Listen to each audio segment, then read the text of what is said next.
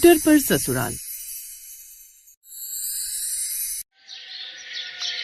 अनु, ओ अनु, क्या हुआ मम्मी? जा जाकर नुक्कड़ की दुकान से दही ले आ। तेरे पापा को दाल चावल के साथ दही खाने का मन है। अच्छा ठीक है। ऐसा कहकर अनु कुछ ढूंढने लगती है। अरे यार, कहाँ चली गई? यहीं तो रखी थी। क्या हो गया? अब क्या ढूंढ रही है? मेरी स्कूटर की चाबी। और क्या? हाँ ये रही, मिल गई। हे भगवान, 2 कदम भी जाने के लिए तुझे स्कूटर चाहिए। 2 मिनट लगेंगे नुक्कड़ तक जाने में। हाँ लेकिन अगर स्कूटर लेकर जाऊंगी तब तो 1 मिनट में ही लौट आऊंगी। ऐसा कहकर अनुराधा ने स्कूटर उठाया और दही लेने फुर्र हो गई। ना जाने कहाँ से उठाकर लाई है ये स्कूटर। किसी कबाड़ से लाई है या कहीं पड़ा हुआ मिला था, या किसी का चुरा कर तो नहीं ले आई। कुछ पता नहीं इस लड़की का, लेकिन जब से इसे लाई है इसके साथ ऐसे चिपकी रहती है जैसे जन्म जन्म का साथ हो। खाने से लेकर चाय पीने, यहाँ तक कि कंघी तक करने के लिए भी इससे स्कूटर पर आकर बैठती है। ये बात बिल्कुल सच थी। जब से अनुराधा के पास वो पुराना स्कूटर आया था, वो हर वक्त उसी के साथ समय बिताती। अरे ये खाने की प्लेट लेकर कहाँ चल दी? अपने सखाराम के पास। और कहाँ? उसके साथ 2 गप्पे लगाते हुए खाना खाऊंगी।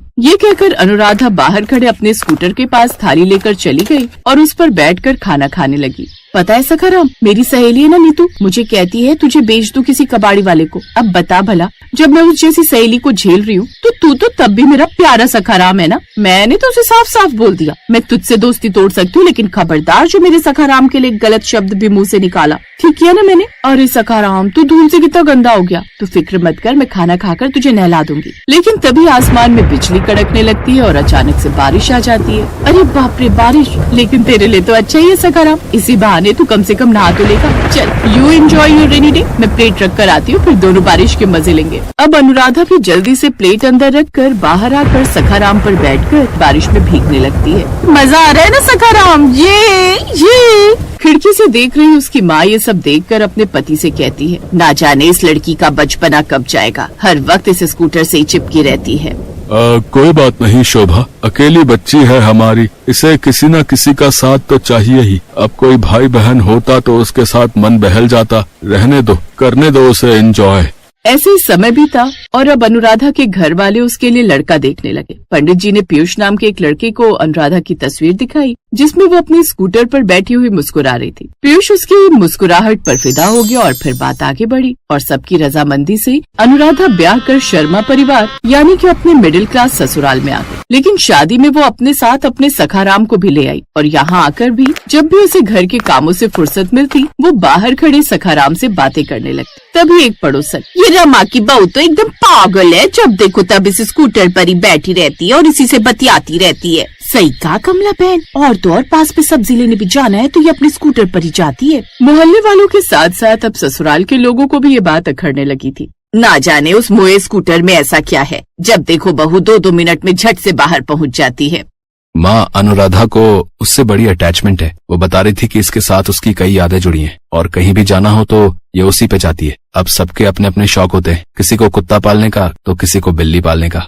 हाँ, और किसी को स्कूटर पालने का, जैसे कि तेरी बीवी। अनुराधा सखाराम को अपने साथ ससुराल में ही रखती है। ऐसे ही उसकी शादी को 2 साल बीत गए। उसके पति का खुद का कपड़ों का एक्सपोर्ट इम्पोर्ट का काम था, लेकिन धीरे धीरे उसके काम में उसे काफी नुकसान होता गया और उसने उसे बचाने के लिए जो लोन लिया था उसमें उसका घर बार सब बिक। हम कहीं के नहीं रहे अनुराधा, हमारा सब खत्म हो गया। बड़ी उम्मीदें थी मुझे अपने इस काम से, लेकिन वो सब डूब गया। आप फिक्र मत कीजिए जी, ये तो जिंदगी है, उतार चढ़ाव तो चलते ही रहते हैं। अगर हम यूं ही हिम्मत हार गए तो कैसे काम चलेगा? बहू, ये सब बातें ना बस कहने में अच्छी लगती हैं। सच तो ये है कि हमारे सर से अब छत भी छिन गई है और हमारे पास पैसे भी नहीं बचे, तो ऐसे में हम जाएंगे कहाँ? अनुराधा और बाकी सभी इसी सोच में थे। तभी सखाराम को देख अनुराधा के दिमाग की बत्ती जली। वो बाहर आई और सखाराम से बोली, देख सखाराम, अब मेरे ससुराल वालों के पास रहने के लिए कोई ठिकाना नहीं है। ऐसे में तुझे ही हमारी मदद करनी होगी, हमें रहने के लिए जगह देनी होगी। सखाराम ने उस रोज पहली बार अनुराधा के चेहरे पर उदासी देखी। इसके बाद अनुराधा अंदर आई। माँ जी, कर्जदार हमसे हमारा घर और बैंक बैलेंस ही तो लेकर गए हैं, मेरा सखाराम तो नहीं। ये तो वैसे भी मेरी प्रॉपर्टी है, मतलब मेरी चीज है, तो इसका इस्तेमाल अपने हिसाब से कर सकते हैं ना। तू कहना क्या चाहती है बहू? यही कि अभी हमारे पास रहने के लिए कोई ठिकाना नहीं है, तो अब मैं अपने स्कूटर को ही अपना रहने का ठिकाना बनाऊंगी। अब मेरा ससुराल उसी में रहेगा। लगता है इस स्कूटर के साथ बतियाते बतियाते इसके दिमाग का बल्ब फ्यूज हो गया है। तू कहना क्या चाहती है कि अब तू इस स्कूटर पर ससुराल बसाएगी? बिल्कुल सही कहा माँ जी, अब मैं इस स्कूटर पर ही अपना ससुराल बसाऊंगी। ये सच में पागल हो गई है घर जाने के गम में। माँ, अनुराधा को करने दीजिए, वो जो करना चाहती है। मुझे पूरा विश्वास है अपनी अनुराधा पर। लेकिन पीयूष, इस काम के लिए मुझे थोड़े से पैसों की जरूरत होगी। अनुराधा, तुम तो जानती ही हो इस वक्त मेरे हालात कैसे हैं। मेरे पास पैसे बिल्कुल नहीं है। तो आप बुरा न माने तो क्या मैं अपना ये मंगलसूत्र गिरवी रख दूं?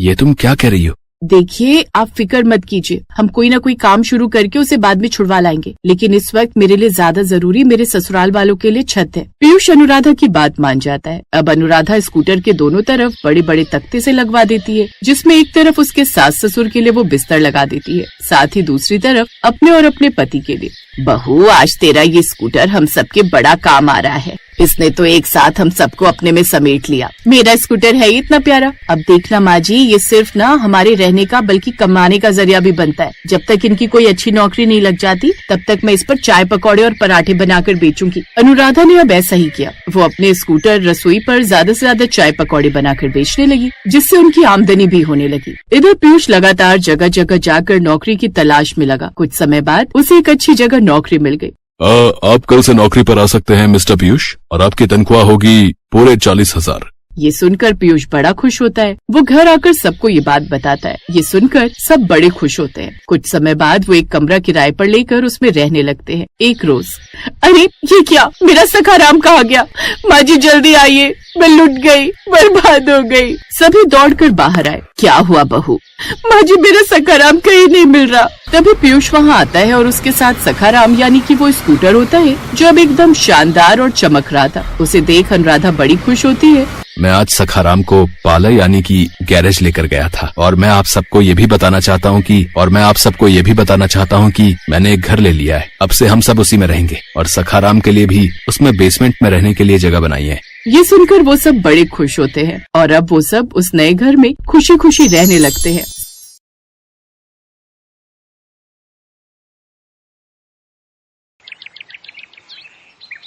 अदिति, अरे ओ अदिति, आजा बेटा, मैंने आटा गूंथ दिया है, तू जल्दी से रोटियां सेक ले। तेरे पापा आते ही होंगे ऑफिस से। क्या माँ, मैं आटा गूंथ देती ना, हर रोज रोटियां ही क्यों बनवाती हो मुझसे?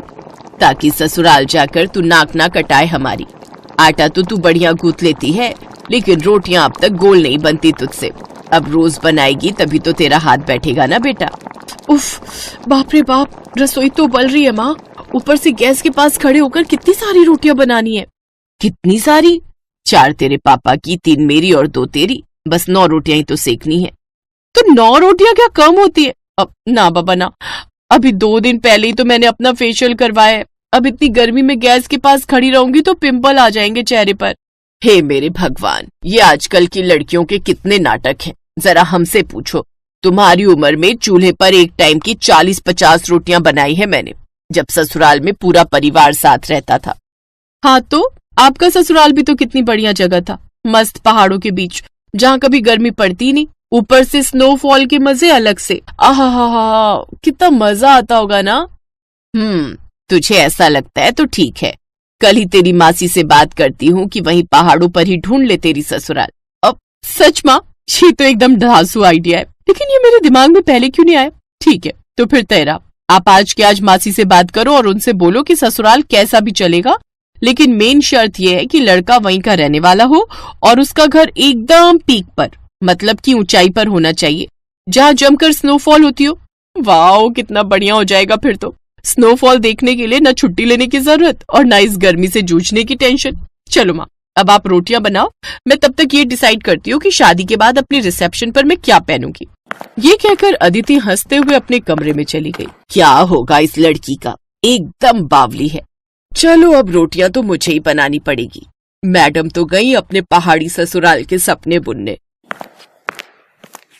अरे कौन जा रहा है ससुराल, तुम या मैं? कम से कम ये तो बता दो। अजी, मेरा कोई मन नहीं है, ना अपने ससुराल जाने का और ना ही आपको कहीं भेजने का। वो तो आपकी लाडली है जिसे अब नया फितूर चढ़ा है। कहती है शादी करेगी तो किसी पहाड़ी लड़के से। अब बताओ, ऊंचे पहाड़ पर ससुराल चाहिए इसे। अब आप ही समझाइए इसे कि कितनी दिक्कतें होती है पहाड़ पर, जिनसे हार कर हम यहाँ आ बसे। हमारा वक्त अलग था विभा, लेकिन अब पहाड़ों पर भी काफी तरक्की हो गई है। पहले से बहुत बदल गया है पहाड़ी जीवन। अरे कितना भी बदल गया हो, लेकिन यहाँ जितनी सुविधाएं तो नहीं है ना वहाँ पर अभी भी। और ये आपके विचार अचानक से कैसे बदल गए? आपके कहने पर ही तो हम अपनी जॉइंट फैमिली छोड़कर यहाँ दिल्ली आए थे। दिल्ली आना हमारी जरूरत भी थी और मजबूरी भी। मुझे यहाँ अच्छी सैलरी ऑफर हो गई थी और तुम वहां परेशान भी थी। और सच कहूं तो ऐसा संयोग भी बन रहा है कि शायद अदिति का ससुराल पहाड़ों पर ही हो जाए। हैं? अब साफ साफ कहिए ना, क्या बात है? आज लंच के वक्त तिवारी जी से काफी देर बातें हो गई। बातों बातों में अदिति के लिए एक रिश्ता बताने लगे। उनकी रिश्तेदारी में ही है। लड़का सरकारी क्लर्क है, कश्मीर में। एकदम पहाड़ों के बीचों बीच घर लिया है। परिवार भी ज्यादा बड़ा नहीं है, माँ बाप और बस एक बेटा और बेटी। बेटे गिरीश से अपनी अदिति की शादी हो जाएगी और बेटी सुनीता की तो पहले ही शादी हो चुकी है। परिवार तो बढ़िया है, लेकिन कश्मीर, इतनी दूर अदिति को कैसे भेजेंगे जी? तुम चिंता मत करो विभा, ये भगवान का बनाया संयोग ही है कि अदिति को भी पहाड़ों में ससुराल पाने की इच्छा तब हुई जब उसके लिए ये रिश्ता आया। अब ज्यादा मत सोचो और जाकर उससे बात करो। विभा ने जाकर अदिति से बात की और कश्मीर का नाम सुनते ही अदिति ने हाँ कहने में 1 मिनट भी नहीं लगाया। अरे अरे माँ, इसमें सोचने जैसा क्या है? कश्मीर में होगी मेरी ससुराल। आहा, सुनने में कितना अच्छा लग रहा है। आप तो फौरन हाँ कर दो। एक बार ठंडे दिमाग से सोच ले बेटा, मैं पहाड़ों पर रही हूँ, मुझे मालूम है कि कितनी दिक्कतें होती हैं वहां पर। पहाड़ी जगह पर 2-4 दिन घूमकर आने में और पूरी जिंदगी बिताने में बहुत फर्क होता है। ओहो माँ, पापा सही बोलते हैं। आप ना कुछ ज्यादा ही डीप चली जाती हो हर मामले में। मैं बोल रही हूँ ना आपको, आप इस रिश्ते के लिए हाँ कह दो, इससे पहले कि उन्हें कोई और पसंद आ जाए। अरे पर एक बार लड़के की फोटो तो मंगवा ले। उसकी भी कोई जरूरत नहीं है माँ, पापा ने देखा तो है ना फोटो। अगर उन्हें पसंद है तो मुझे भी पसंद है। और वैसे भी कश्मीर की खूबसूरत वादियों में हमेशा के लिए रहने को मिल जाए, इससे बढ़कर और क्या चाहिए मुझे। अदिति अपनी शादी और ससुराल को लेकर काफी एक्साइटेड थी। फिर कुछ ही महीनों के बाद गिरीश और अदिति की शादी हो गई और अदिति खुशी खुशी अपने ससुराल यानी कि कश्मीर आ गई। लेकिन फिर, अरे अदिति जाओ बेटा, सबके लिए गरम कहवा बना लाओ। अब मम्मी जी, पर अभी 1 घंटे पहले ही तो सबने एक साथ कॉफी पी थी। ये कश्मीर है बेटा, तुम्हारी दिल्ली नहीं। यहाँ की सर्दी से बचना है तो थोड़ी थोड़ी देर में कुछ गरम पीते रहना पड़ता है। पहले कॉफी पी थी, अब कहवा बना लो। फिर कुछ देर बाद सबके लिए बढ़िया अदरक वाली चाय बना लेना, ठीक है? ये अदिति का ससुराल था, ऊपर से कश्मीर जैसी ठंडी जगह। तो मायके वाले बहाने यहाँ अदिति के काम नहीं आने वाले थे। बेमन से ही सही, पर उसे थोड़ी थोड़ी देर में सबके लिए कुछ न कुछ गर्म पीने के लिए बनाना ही पड़ता। ओहो, ये तो बिल्कुल ठंडा हो गया अदिति। अरे मैं तो तुरंत ही बनाकर लाई थी, इतनी जल्दी ठंडा भी हो गया। हाँ बेटा, यहाँ ऐसा ही होता है। जाओ सबके लिए दोबारा गर्म करके ले आओ, और इस बार केतली में डालकर लाना तो ठंडा नहीं होगा। धीरे धीरे अदिति को पहाड़ी जीवन के साइड इफेक्ट्स पता चल रहे थे।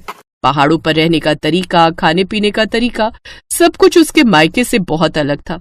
और फिर एक दिन, बड़ी ठंड है, ये लाइट कब तक आएगी जी? लाइट अब गई है तो आराम से ही आएगी। है?